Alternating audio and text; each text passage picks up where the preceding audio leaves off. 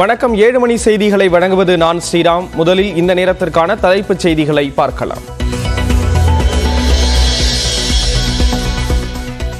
சென்னை தாம்பரம் ரயில் நிலையத்தில் நெல்லை எக்ஸ்பிரஸ் ரயிலில் கட்டுக்கட்டாக 4.5 கோடி ரூபாய் ரொக்கம் பறிமுதல். பாஜக வேட்பாளர் நயினார் நாகேந்திரனின் தேர்தல் செலவுக்காக கொண்டு செல்லப்பட்ட பணம் என தகவல்.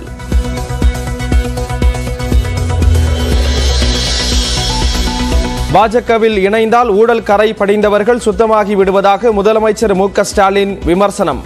உடனடியாக வழக்குகள் ரத்து செய்யப்படுவதாகவும் சிதம்பரம் பரப்புரை கூட்டத்தில் பேச்சு. அவர் ஒரு வாஷிங் மிஷின் வாங்கியிருக்காரு, மேட் பை பிஜேபி. அது ஊழல் பண்ண அரசியல்வாதிகள் பிஜேபிக்குள்ள போனா திரும்ப வரும்போது ஊழல் கரையெல்லாம் போய் வழக்கெல்லாம் வாபஸ் ஆகி கிளீன் ஆயிடுவாங்க. எடப்பாடி பழனிசாமியை கதற விடுவதற்காகத்தான் அரசியலில் களமிறங்கியுள்ளார் உதயநிதி. சிதம்பரம் பரப்புரை கூட்டத்தில் முதலமைச்சர் மு.க. ஸ்டாலின் பேச்சு. அரசியலுக்கு வந்தா தமிழ்நாட்டில் என்ன லாபம்னு கேட்கிறாரு. திராவிடத்தோட எதிரிகளையும், திராவிடம்னா என்னன்னு தெரியாத பழனிசாமி மாதிரியான துரோகிகளையும் தினமும் இப்படி கதற விடுறாரு. அதுக்குத்தான் அவர் வந்து இருக்கிறாரு.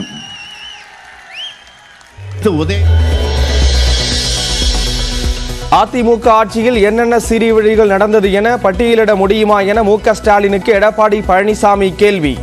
ஆதாரத்துடன் தெரிவித்தால் பதில் கூற தயார் என சவால்.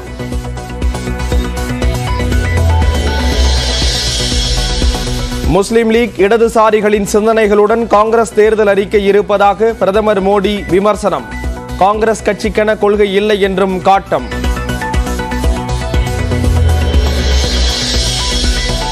தேர்தல் பத்திரங்கள் திட்டம்தான் உலகின் மிகப்பெரிய ஊழல். ஹைதராபாத் பரப்புரை கூட்டத்தில் ராகுல் காந்தி குற்றச்சாட்டு.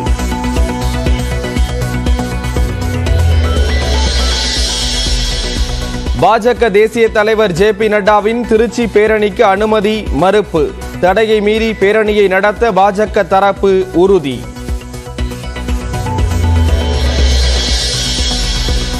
மோடி எதிர்ப்பு என்பது தனி மனித எதிர்ப்பு அல்ல, கொள்கை ரீதியான எதிர்ப்பு. நியூஸ் 18 தமிழ்நாட்டின் களம் 18 நிகழ்ச்சியில் திமுக துணை பொதுச் செயலாளர் கனிமொழி விளக்கம். கிருஷ்ணகிரி மற்றும் கோவையில் சுமார் 10 கோடி மதிப்பிலான தங்கம் பறிமுதல். தமிழ்நாட்டில் இதுவரை 193 கோடி ரூபாய் மதிப்பிலான ரொக்கம் மற்றும் பொருட்கள் கைப்பற்றப்பட்டதாக தலைமை தேர்தல் அதிகாரி தகவல். ராமநாதபுரம் தொகுதியில் பஜ்ஜி சுட்டு வாக்கு சேகரித்த ஓ. பன்னீர்செல்வம்.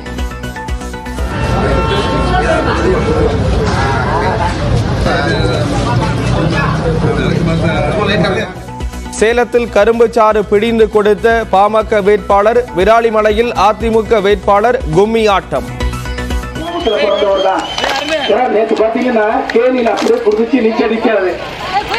மக்கள் வெள்ளத்தில் நீச்சல் அடிக்கிறாரு, கும்மி அடிக்கிறாரு. மயிலாடுதுறை அருகே சுற்றித் திரியும் சிறுத்தையின் புகைப்படம் வெளியீடு.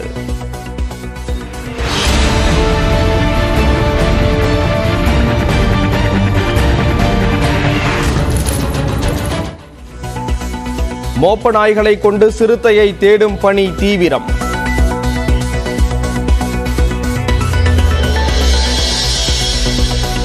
விக்கிரவாண்டி தொகுதி திமுக எம்எல்ஏ புகழேந்தி உடலுக்கு நேரில் அஞ்சலி செலுத்திய முதலமைச்சர் மு.க. ஸ்டாலின்.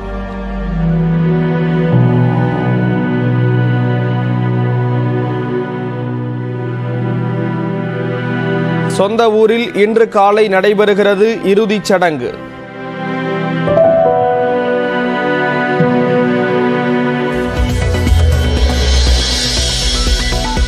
கோவை வெள்ளலூர் குப்பை கிடங்கில் பயங்கர தீ விபத்து. கடும் புகை மூட்டத்தால் சுற்றுவட்டார பகுதி மக்கள் அவதி.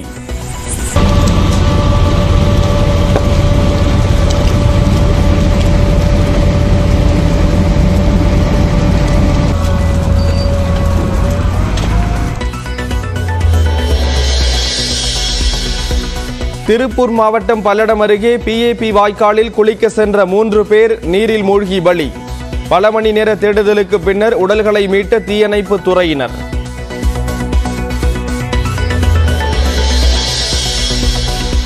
வட தமிழ்நாட்டின் உள் மாவட்டங்களில் இன்று வெப்ப அலை வீசக்கூடும் என வானிலை ஆய்வு மையம் எச்சரிக்கை. 106 டிகிரி ஃபாரன்ஹீட் வரை வெப்பம் பதிவாகக்கூடும் என கணிப்பு.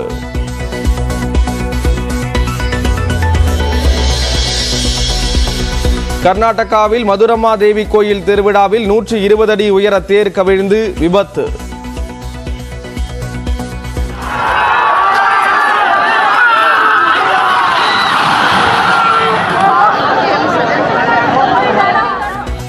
அலறி அடித்து ஓடி உயிர் தப்பிய பக்தர்கள்.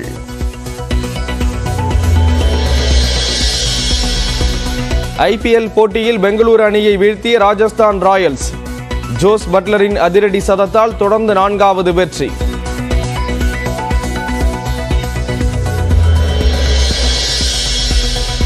ஐபிஎல் வரலாற்றில் 8வது சதம் விளாசினார் விராட் கோலி. 7500 ரன்களை கடந்த முதல் வீரர் என்ற சாதனையையும் படைத்த அசத்தல்.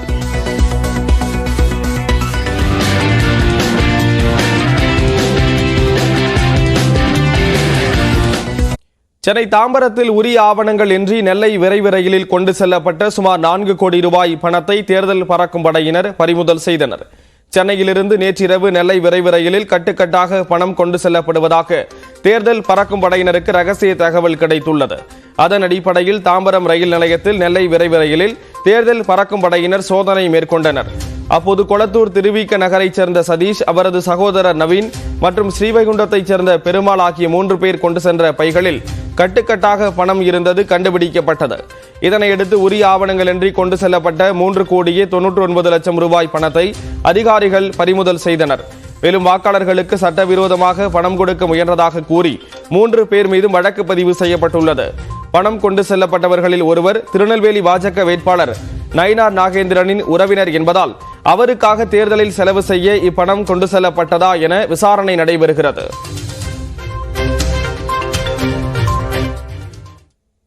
இந்தியா கூட்டணி ஆட்சிக்கு வந்ததும் தேர்தல் பத்திரம், PM கேர்ஸ் ஃபண்ட், ரஃபேல் குறித்த உண்மைகள் அம்பலமாகும் என்று முதலமைச்சர் மு.க. ஸ்டாலின் கூறியிருக்கிறார்.